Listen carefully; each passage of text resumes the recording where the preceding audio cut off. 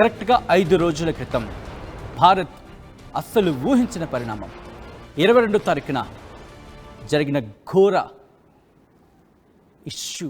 అవును, ఇష్యూ అనే మాట బహుశా చిన్నదేమో. ఉగ్రవాదుల దుశ్చర్య భారత్ని తీవ్రంగా కలిచివేస్తుంది. ఆ తర్వాత భారత్ రియాక్షన్ మరి ముఖ్యంగా ప్రభుత్వానికి సంబంధించి చాలా సైలెంట్గా ఉంది. కానీ యాక్షన్స్ మాత్రం చాలా వైలెంట్గా కనిపించే అవకాశం ఉందంటూ చర్చ జరుగుతోంది. ఆ తర్వాత పరిణామాలు చూసాం. 26 మంది ప్రాణాలు కోల్పోయారు.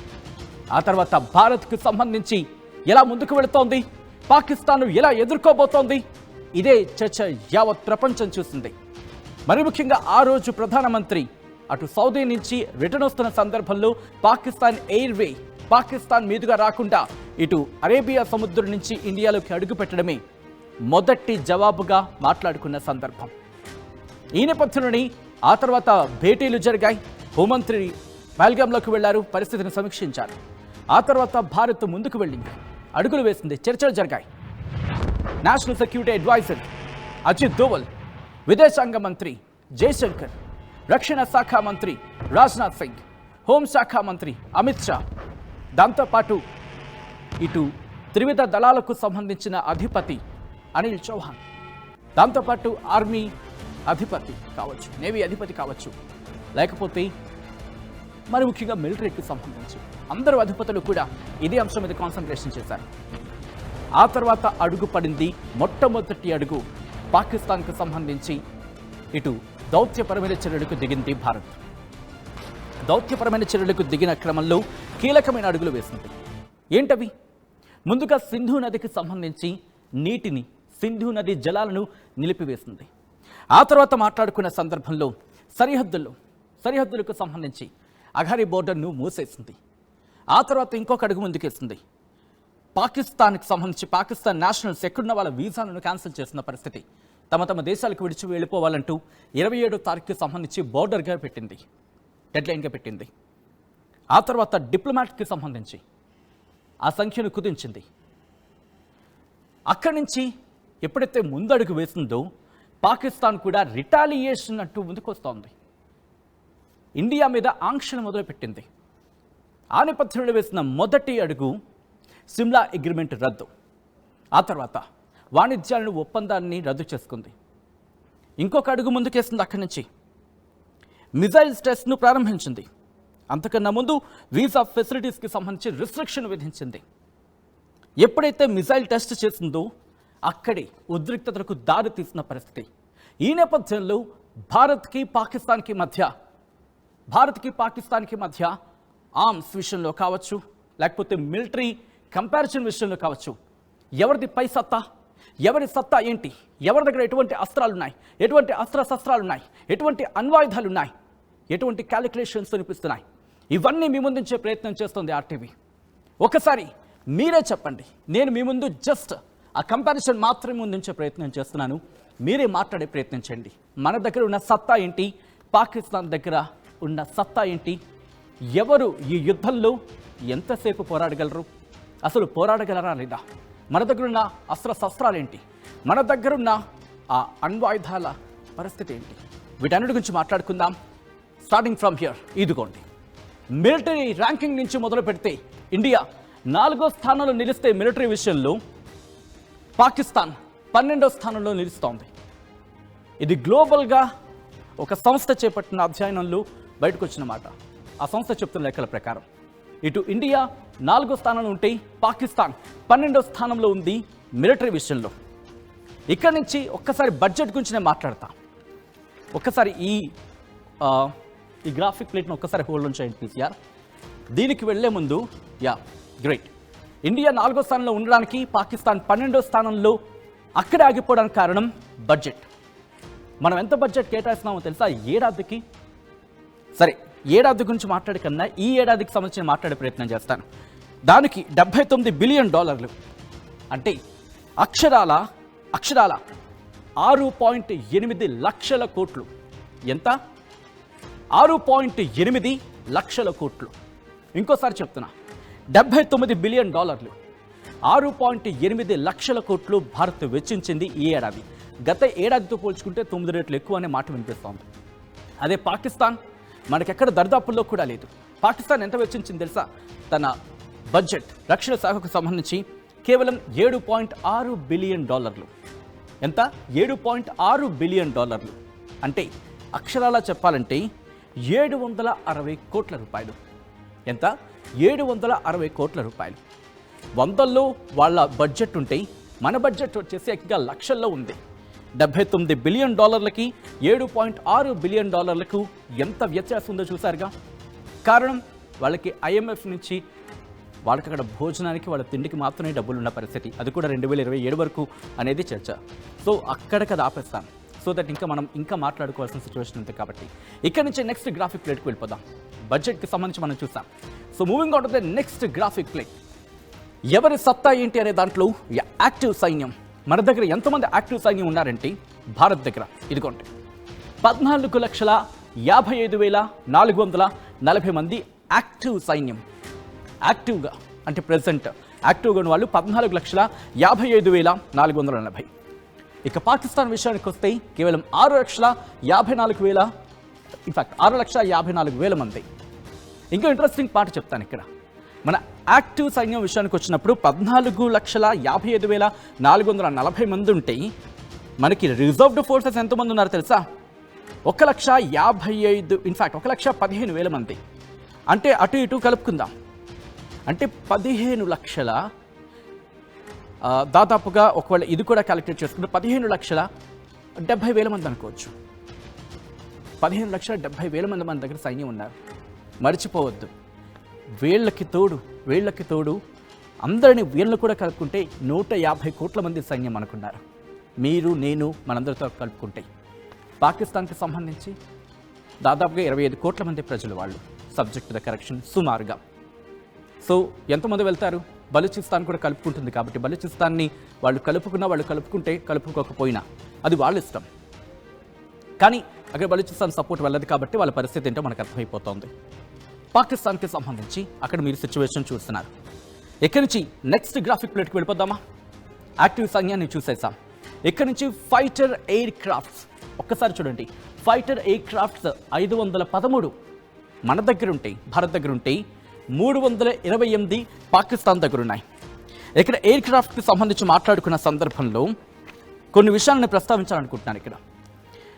ఇక్కడ మన దగ్గర ఏషియాస్ బెస్ట్ ఎయిర్ ఫోర్స్, ఎలా ఏషియాస్ బెస్ట్ ఎయిర్ ఫోర్స్ మన దగ్గర ఉంది. ఆసియాలోని ది బెస్ట్ ఎయిర్ ఫోర్స్గా చెప్పుకుంటారు మన భారత్ది. అటువంటి సత్తా ఉన్న మన దగ్గర 513, ఎగ్జాక్ట్గా 513 ఫైటర్ ఎయిర్ క్రాఫ్ట్స్ ఉన్నాయి. అదే పాకిస్తాన్ దగ్గర 328 ఉన్నాయి. ఇంట్రెస్టింగ్ ఒక మాట చెప్పనా, వీటిల్లో కూడా మన దగ్గర ఎటువంటి ఉన్నాయంటే అడ్వాన్స్డ్ రఫేల్ ఉన్నాయి, అలాగే సుకోయికి సంబంధించి 30 MKA ఉన్నాయి, MKI, సేజస్, మిగ్, మిరాజ్, ఇలా చెప్పుకుంటూ పోతే ఇలా అనేక రకాల ఎయిర్ క్రాఫ్ట్స్ మన దగ్గర ఉన్నాయి. ఒకటి కాదు, రెండు కాదు, ఏకంగా 513 ఎయిర్ క్రాఫ్ట్. పాకిస్తాన్ దగ్గర F-16 ఉంది, దాంతోపాటు JF-17 థండర్ లాంటివి ఉన్నాయి. అఫ్కోర్స్ మన దగ్గర కూడా F-16 ఉందంటే అర్థం చేసుకోవచ్చు కంపారిజన్లో ఎంత దూరంలో మనం ఉన్నామనేది. సో చూసారుగా ఈ రెండు డిఫరెన్స్కి సంబంధించి. ఇక్కడి నుంచి నెక్స్ట్ గ్రాఫిక్కి వెళ్ళిపోదాం. Moving on to the next graphic. Helicopter. సాధారణంగా హెలికాప్టర్స్ ఎవరి దగ్గర ఉంటూ ఉంటాయి, కానీ మన దగ్గర చూస్తే ఏకంగా 899, ఒకటి తక్కువ 899, దాదాపుగా 900 హెలికాప్టర్స్ ఉన్నాయి. కానీ అదే పాకిస్తాన్ దగ్గర 373 హెలికాప్టర్స్ మాత్రమే ఉన్నాయి. ఇవి హెలికాప్టర్స్ సాధారణంగా మనం చూస్తూ ఉంటాం, కానీ ఏంటంటే ఇవి క్యారియర్స్గా వాడుతూ ఉంటారు. అంటే ఒక చోటు నుంచి ఇంకో చోటు తీసుకువెళ్ళే సందర్భంలో కావచ్చు, ఒక చోట ఇంకో చోటు నుంచి వాటిని ఒక క్యారియర్గా మాట్లాడుకునే పరిస్థితి ఇక్కడ కనిపిస్తూ ఉంటుంది. ఇది హెలికాప్టర్కి సంబంధించి. కానీ ఇక్కడి నుంచి నెక్స్ట్ హెలికాప్టర్స్ అంటే అటాకింగ్ మోడ్లో ఉండే హెలికాప్టర్స్ సంబంధించి మాట్లాడుకునే ప్రయత్నం చేద్దాం. Moving on to the next graphic. హెలికాప్టర్స్కి సంబంధించి మాట్లాడుకునే సందర్భంలో నెక్స్ట్ హెలికాప్టర్స్ సంబంధించి అటాకింగ్ హెలికాప్టర్స్. ఈ ఒక్కసారి మీ కంపారిజన్ చూడొచ్చు. మన దగ్గర అంటే భారత్ దగ్గర 80 ఉన్నాయి హెలికాప్టర్స్, అటాకింగ్ హెలికాప్టర్స్. ఇవి ఆషామాషివి కాదు. At the same time Pakistan దగ్గర 57 అంటే 57 మాత్రమే ఉన్నాయి. ఆ కంపారిజన్ చూడండి, ఎక్కడ మనకి దరిదాపుల్లో లేరు. సో విషయం ఏంటంటే ఇవి ఎలా ఉంటాయంటే క్యారియర్స్గా కాదు, ఏకంగా అటాకింగ్ మోడ్లో. దీంట్లో ఆర్మ్డ్ ఉంటాయి, అంటే ఆ హెలికాప్టర్స్ అటాకింగ్ చేయగల కెపాసిటీతో ఉంటూ ఉంటాయి. ఆ హెలికాప్టర్స్ అటాక్ మోడ్లో దిగాయంటే కనుక అటు ఎవడున్నా సరే కాస్త వణకాల్సిందే. దట్టు మన దగ్గర అడ్వాన్స్డ్ టెక్నాలజీ, ఏదో సాధారణంగా మనం చూడొద్దు, అడ్వాన్స్డ్ టెక్నాలజీ ఉన్నవి మాత్రమే మన దగ్గర ఉన్నాయి. కాస్త అటు ఇటుగా ఉన్నాయనుకున్నా పక్కన పెట్టేస్తున్నాం. ఈ మధ్య సంఘటనలు దాదాపుగా చూస్తే ఎక్కడైనా అటు ఇటుగా ఉన్న వెంటనే పక్కన పెట్టేస్తున్నాం. అటువంటి అటాకింగ్ హెలికాప్టర్స్ మన దగ్గర ఉన్నాయి. సో ఇది హెలికాప్టర్స్కి సంబంధించి. నెక్స్ట్ గ్రాఫిక్ ప్లేట్ చూసేద్దాం. Moving on to the next war tanks యుద్ధ వాహనాలు, యుద్ధ శకటాలు, వాహనాలు కూడా కాదు, యుద్ధ శకటాలు. చూస్తున్నారుగా, ఈ నెంబరే చెప్తోంది మన సత్తా ఏంటి, పాకిస్తాన్ సత్తా ఏంటి అనేది. మన దగ్గర 4201 యుద్ధ శకటాలు ఉన్నాయి, వార్ ట్యాంక్స్ అంటారు వీటిని. పాకిస్తాన్ దగ్గర 2627. ఎంత? 2627. కంపారిజన్ చూడండి, దాదాపుగా డబల్, కొంచెం అటు ఇటు చూసుకుంటే. సో వార్ ట్యాంక్స్కి సంబంధించి దీంతో పాటు అవి కూడా అత్యాధునికమైనవి మన దగ్గర ఉన్నాయి, ఈ వార్ ట్యాంక్స్ అనేవి. దీంతో పాటు ఇక్కడ మన దగ్గర ఉన్నది T-90 భీష్మ లాంటిది కావచ్చు, అలాగే ఇండిజీనియస్గా తయారు చేస్తున్న అర్జున్ ట్యాంక్స్, అంటే మనంతటా మనం తయారు చేసుకున్న ట్యాంక్స్ ఉన్నాయి. అర్జున్ లాంటి ట్యాంక్స్ ఇండిజీనియస్గా అంటే మన భారతదేశంలోనే తయారైనవి. సో మన భారతదేశంలో తయారైన యుద్ధ శకటాలు మన దగ్గర ఉన్నాయంటే వాటి కెపాసిటీ ఏంటి, వాటి క్యాపబిలిటీ ఏంటి, అవి ఎంతవరకు వెళ్ళగలవు, ఏం చేయగలవు, వాటి సత్తా ఏంటి, అవి ఎటువంటి కష్ట నష్టాన్ని ఎదుర్కోగలవు, ఎటువంటి ఇబ్బందికర వాతావరణం ఎదుర్కొని ముందుకెళ్ళి, ఇవన్నీ మన దగ్గర క్యాలిక్యులేషన్ ఉంటుంది కదా. సో అటువంటి సత్తా మనం సొంతం చేసుకున్నాం డిఫెన్స్లో. ఇంకా ఉంది, ముందుకు వెళ్దాం. ఇక్కడ నుంచి వార్ ట్యాంక్స్ సంబంధించి చూసే ప్రయత్నం చేశాం కదా. ఇక్కడ నుంచి నెక్స్ట్ గ్రాఫిక్ ప్లేట్కి వెళ్దాం. Here is on the screens of RTV. Armed vehicles మీరు చూడొచ్చు. అదిగో మీకు ఇక్కడ ఈ ఇమేజ్ చూస్తేనే మీకు అర్థమైపోతుంది, ఎందుకంటే ఇది వెహికల్స్ అంటే ఆర్మ్డ్ వెహికల్స్ అంటే యుద్ధానికి సంబంధించి యుద్ధ వాహనాలుగా మాట్లాడుకున్న సందర్భంలో దాంతోపాటు ఆర్మ్డ్ అంటే మెషిన్స్ కావచ్చు, లేకపోతే ఆ గన్స్ని కావచ్చు, లేకపోతే అటాకింగ్ సంబంధించి ఏవైతే ఉంటాయో ఆ ఎక్విప్డ్ అయి ఉంటాయి దీంట్లో. అంటే ఇవి 2 రకాలుగా ఉపయోగపడతాయి. ప్రధానంగా అటాకింగ్కి అనేవి ఉపయోగపడతాయి. ఇవి ఎన్ని ఉన్నాయి మన దగ్గర? ఒక్కసారి నెంబర్ చూడండి. పాకిస్తాన్ ఈ నెంబర్ చూస్తేనే కాస్త గజగజ వణకాల్సిందే. ఎందుకంటే ఆ నెంబర్ చూడండి, 1,48,594 మంది దగ్గర ఉంటే వాళ్ళ దగ్గర కేవలం పాకిస్తాన్ దగ్గర 17,516 మాత్రమే ఉన్నాయి. ఎన్ని? 17,516. పోనీ సుమారుగా అంటే రౌండ్ నెంబర్ చేసినప్పుడు 20,000 అనుకుందాం. కానీ చూసుకుంటే దాదాపుగా 8 కాదు 7 రెట్లు ఎక్కువ మన దగ్గర. 7కు పైగా 8 తక్కువ, 7 రెట్లు ఎక్కువ పైచే సాధించాం. ఇది ఆర్మ్డ్ వెహికల్స్కి సంబంధించి. ఇండియా పాకిస్తాన్కి మధ్య ఆ డిఫరెన్స్ మీరు చూడండి. ఇక్కడ తెలిపోలే, పాకిస్తాన్ అట్టా తెలిపోయింది ఇక్కడ నుంచి moving on to the next graphic. ఇది చాలా ఇంట్రెస్టింగ్గా ఉండబోతోంది. ఎందుకు ఇంట్రెస్టింగ్గా ఉండబోతున్నానన్న మాట అన్నానంటే కనుక ఆ నెంబర్ చూడండి. పాకిస్తాన్ దగ్గర 0. ఏంటది? ఎయిర్ క్రాఫ్ట్ క్యారియర్స్ మన దగ్గర ఉన్నవి 2 ఉన్నాయి. 2 సరైనవి. ఒకటి ఆల్రెడీ ఎక్స్పీరియన్స్ ఉంది, ఇంకోటి కూడా తన ఎక్స్పీరియన్స్ని చూపిస్తూ ఉంది. ఒక ఆల్రెడీ ఎక్స్పీరియన్స్ ఉన్నదాన్ని రంగంలోకి దించాం. ఎప్పుడైతే రంగంలోకి దించామో భయపడిపోయింది పాకిస్తాన్. ఇవి ఏంటి? ఈ ఎయిర్ క్రాఫ్ట్ క్యారియర్స్ అంటే, ఇప్పుడు సపోజ్ ఇది ఎయిర్ క్రాఫ్ట్ క్యారియర్ అంటే షిప్ లాగే సాధారణంగా మాట, ఇది ఒక షిప్ అనుకుందాం. ఈ షిప్ మీద దాంట్లో ఎయిర్ క్రాఫ్ట్స్ అంటే విమానాలు దాంట్లో ల్యాండ్ అవ్వగలవు, దాంట్లో నుంచి టేక్ ఆఫ్ చేసుకోగలవు.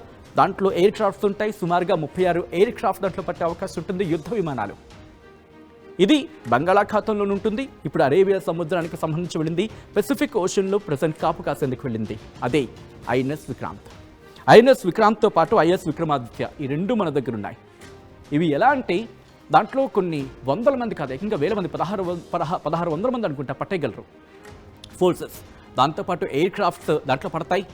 దాంతోపాటు అక్కడ టేక్ ఆఫ్ అలాగే ల్యాండింగ్ రెండిటికి సంబంధించిన రన్వే ఉంటుంది. సో దాదాపుగా 300 మీటర్లు ఉంటుంది పొడవు. ఒకసారి అది అక్కడ సముద్రంలో నించుందంటే కనుక ఇంకంతే సంగతులు. పాకిస్తాన్కి సంబంధించి అరేబియా సముద్రంలో మనం దాన్ని నించోబెట్టినప్పుడు భయపడిపోయింది, బెంబేలెత్తిపోయిన పరిస్థితి.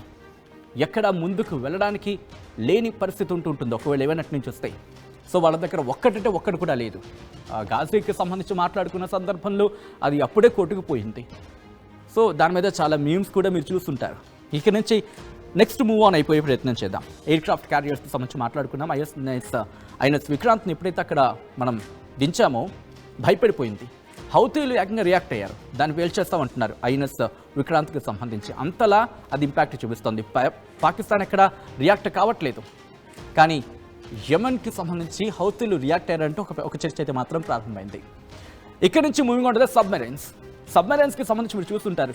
గాజీ సినిమా చూస్తే కనుక సబ్మెరైన్ మీకు దాదాపుగా అందరికీ ఐడియా వచ్చేస్తుంది. సో అటువంటి సబ్మెరైన్స్ నీటిలో ఉంటాయి, టార్పిడోస్ వదలగలవు.